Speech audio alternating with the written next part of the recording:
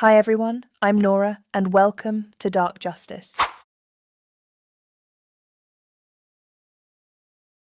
Tonight's story is one I have held onto for months, a story so heartbreaking, so bewildering, and so filled with both sorrow and suspicion that even today, years later, people online are still arguing about what really happened. A young mother, pregnant with her second child, found brutally murdered inside her home, a pastor husband who claimed to have been at the gym, and a timeline that left the entire nation questioning every second of that morning. Was this a random home invasion or something darker? Before we start, make sure to subscribe, because here in Dark Justice, we don't just tell stories, we feel them. And once you hear what happened to Amanda Blackburn, you'll understand why this case never truly left the public's mind.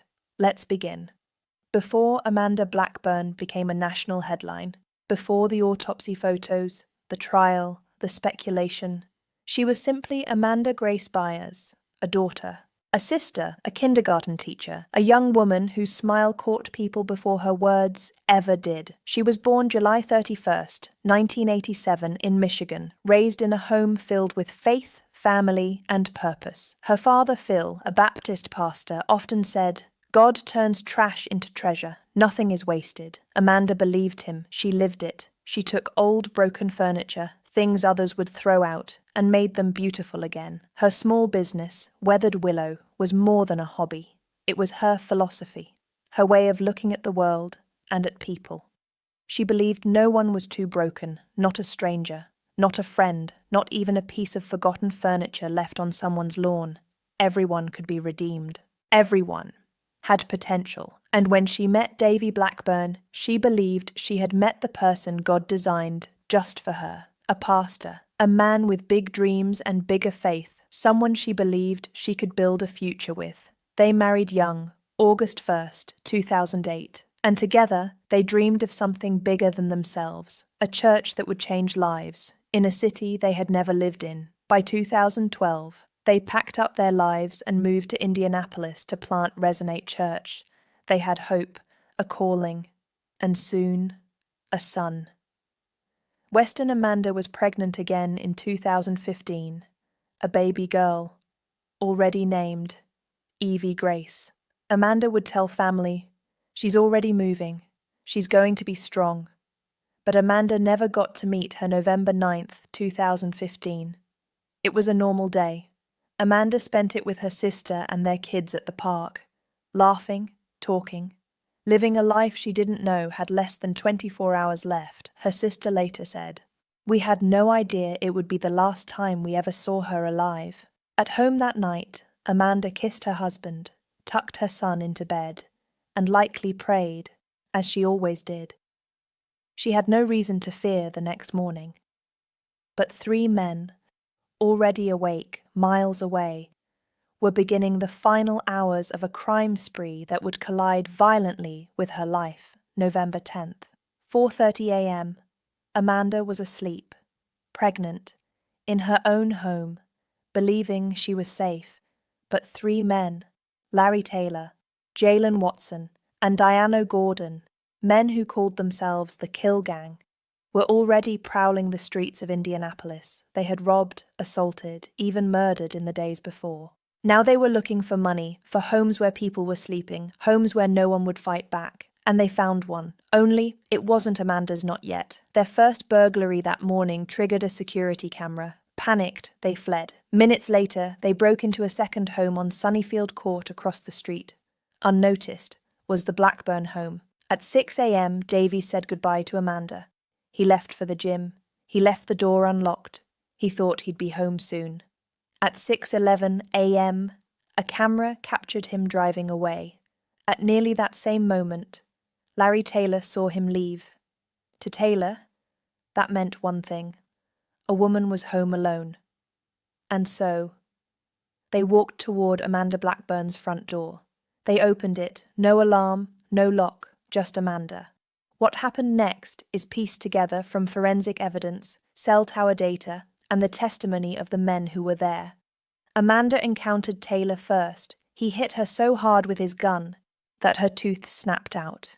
He forced her upstairs, took her bank cards, ordered the others to leave. he stayed behind. Amanda, pregnant, terrified, alone, was left with the most violent member of the trio she tried to fight. She tried to protect her unborn child. She tried to survive. But Taylor would later brag, "I smoked her." What exactly happened in that room may never be fully known. Prosecutors believe Taylor attempted to sexually assault her. She resisted. He shot her, once in the back, once in the arm, and finally, execution style. In the back of her head, a neighbor heard a pop, then silence. Amanda, 28 years old, 12 weeks pregnant, lay dying on the cold floor next to her Christmas decorations. Her son Weston slept through it all upstairs. Davy came home around 7:30 a.m. He stayed in the driveway on the phone, almost a full hour, not wanting to wake Amanda and the baby when he finally walked in. He found his wife, face down, naked from the waist down, lying in a pool of her own blood. He called 911, frantic. "My wife is bleeding. I think she's been shot." Amanda was still barely alive. Barely. Paramedics rushed her to the hospital. Her father, Phil, arrived and prayed over her. He begged for a miracle. He begged for God to save his baby girl. But 24 hours later, Amanda Grace Blackburn died. Her unborn daughter, Eevee Grace, died with her.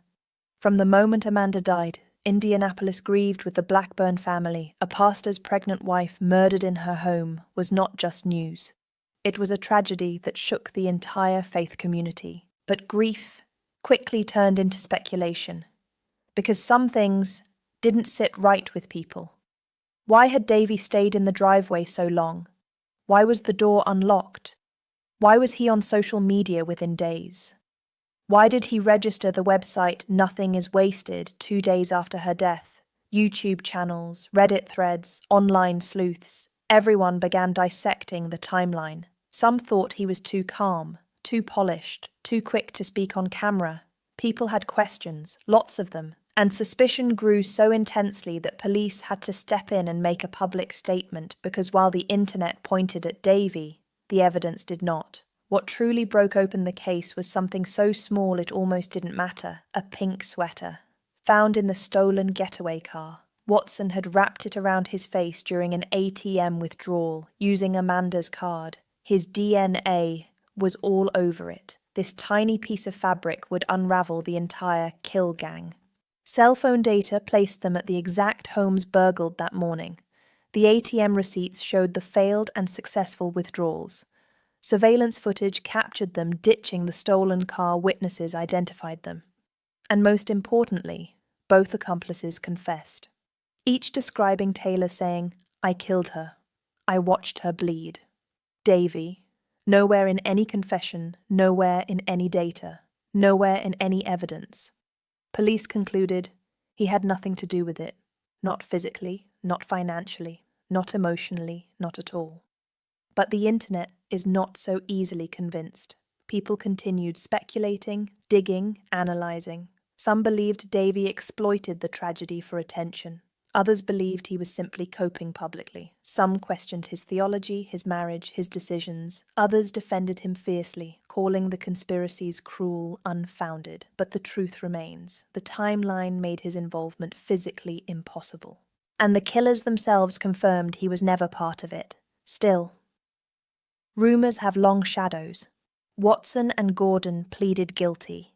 They testified against Taylor. Taylor went through 2 mistrials before finally facing a judge. He was found guilty, sentenced to 86 years, plus 20 more for another rape. He will likely never walk free again. Amanda's family offered forgiveness. Davy, through tears, said, "I lost my best friend, my rock, my first love." Justice was served. But the story wasn't done. Not for Davy, not for the church, not for the community. After Amanda's death, Resonate Church struggled. Financially, emotionally, spiritually. Eventually, it closed. Davy stepped aside. He remarried years later, with Amanda's family's blessing.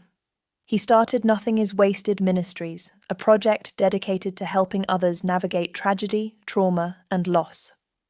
Some people questioned it. Some people embraced it. But the truth is this: Eevee Blackburn lost his wife, his unborn daughter, his home, his church, and nearly his reputation. Yet he chose, every day, to forgive, to rebuild, to honor Amanda. And whether you agree with him or not, whether you believe he healed too fast or too publicly, one thing remains true. Amanda's story became bigger than the crime that took her life. It became a testimony of resilience, of faith, of a community refusing to let evil have the final word. Today, Amanda lies buried with her daughter, Eevee Grace, in Noblesville, Indiana. Her grave is simple, peaceful, quiet, but her legacy is anything but quiet. She was a woman who found beauty in broken things, who believed nothing was wasted, who believed God turns trash into treasure. And in her honor, those words became more than a belief. They became a movement, a reminder that even when the world feels shattered, even when life feels unfair, violent, and cruel, there can still be purpose, still be healing, still be hope. Because Amanda believed that nothing is wasted, not even her story. If Amanda's story moved you, if it made you feel something, please consider subscribing to Dark Justice here. We tell stories of the broken, the forgotten, the silenced, and we honor them by making sure their voices are never lost. Thank you for watching, and as always, stay safe, stay aware, and I'll see you in the next case.